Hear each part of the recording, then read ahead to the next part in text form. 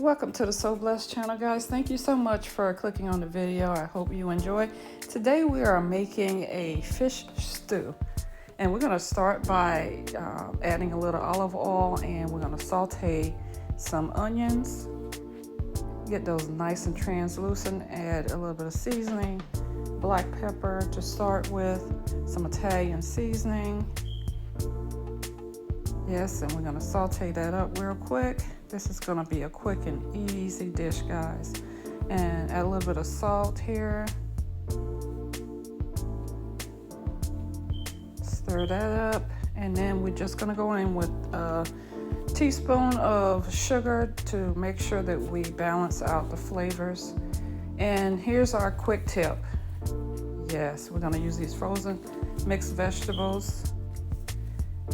And this is what makes it so easy and quick. We stew that down quite a bit, and then we're gonna go in with our sofrita, which is another quick tip.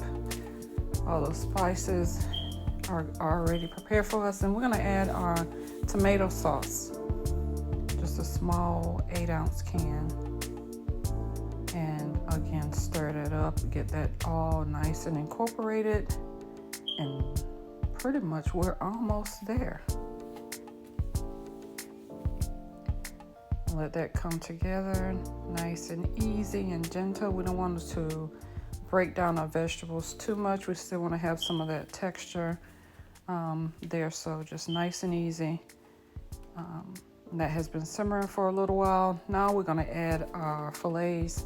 Today I'm using flounder. You can use whatever fleshy fish that you have that's not going to break down in the sauce too much, because you still want chunks of that fish with your with the sauce, which makes it a good stew.